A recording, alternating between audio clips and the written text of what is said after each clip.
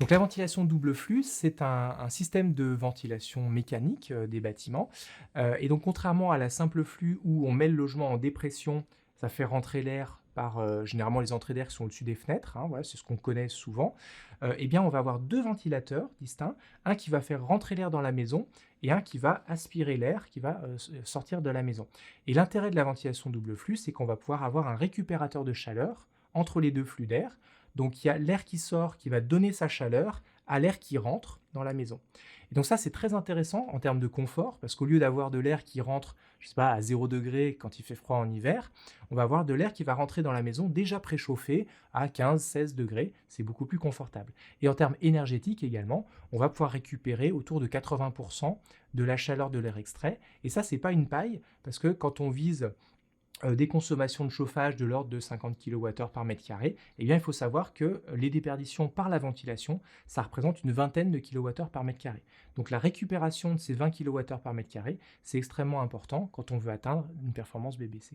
C'est pas obligatoire parce que justement aujourd'hui la définition du BBC au sens du calcul réglementaire inclut la possibilité de mettre une ventilation hygroréglable. Donc ça, c'est une ventilation de type simple flux où l'idée, c'est que quand les gens sont pas là, la ventilation va réduire le débit d'air. Donc qu'est-ce que ça veut dire? C'est bien sur le plan énergétique, hein, effectivement, on réduit le débit d'air, donc on fait des économies d'énergie. Par contre, la conséquence, c'est que quand on réduit le débit d'air, on augmente la concentration des polluants dans la maison. Et les polluants, ils viennent de beaucoup de choses. Ils viennent des peintures, ils viennent des magazines, ils viennent des appareils divers, du plastique, tout ce qui est plastique souple, ça émet notamment des composés organiques volatiles, des COV, qui sont nocifs pour les poumons.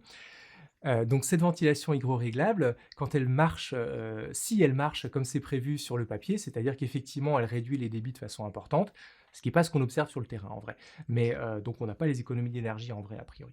Mais en tout cas si ça marchait comme il faut, du coup les polluants augmenteraient leur concentration dans la maison, ce qui veut dire que quand je rentre chez moi le soir, je suis accueilli par un bon bol de polluants que je vais respirer le temps que la ventilation détecte « Ah, il y a quelqu'un dans la maison, il va falloir que je ventile plus » et que le débit d'air réussisse à évacuer ces polluants.